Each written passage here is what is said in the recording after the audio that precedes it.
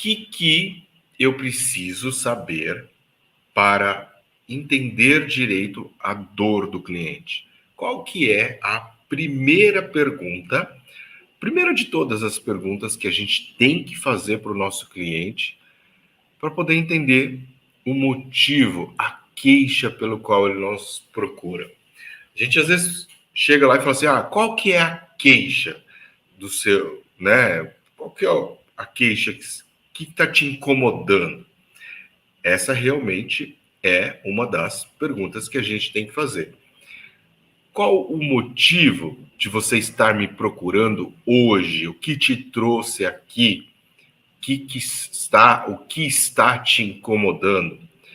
Essa é a pergunta, é a primeira pergunta, porque a partir daí é que a gente vai entender e direcionar o que a gente precisa fazer.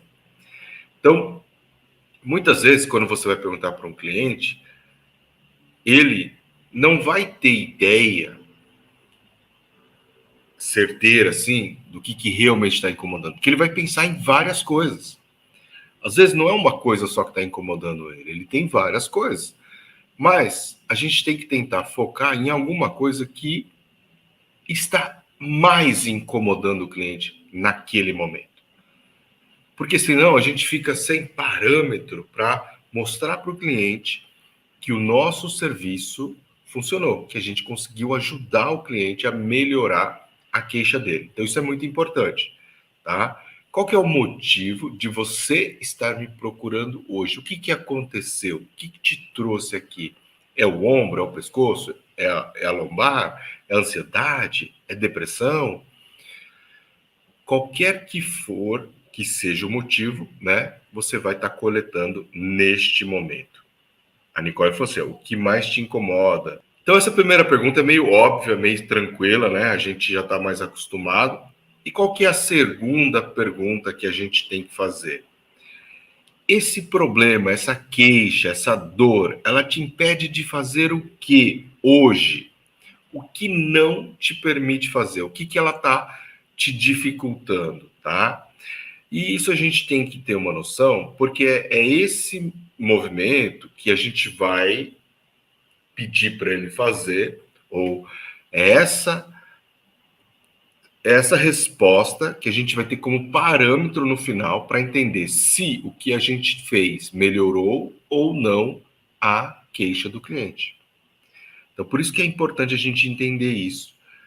E tem que ser direto, tem que ser específico. Se for algum movimento, você pede para ele fazer. Se for alguma posição, você pede para ele mostrar para você. E aí você consegue até analisar se realmente está com dor, se está incomodando ou se está mais ou menos. Porque às vezes a pessoa está ali doendo mais ou menos, mas, né, ele não percebe isso, tá? Então a gente consegue até diferenciar nesse sentido. Então isso é bem bacana.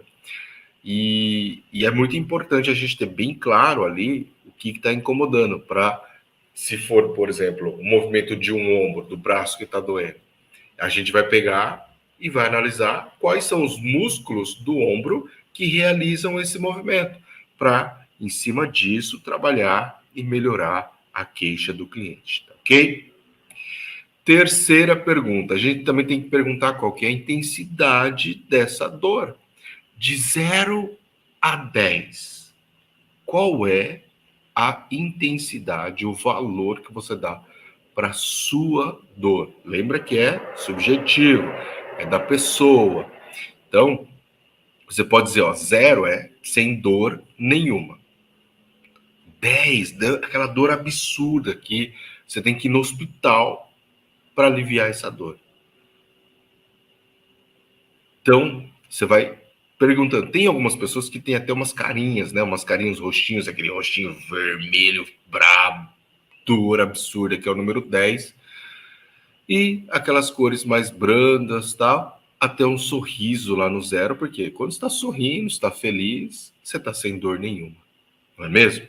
Então, dessa maneira que a gente consegue diferenciar isso. E aí a gente tem que perguntar.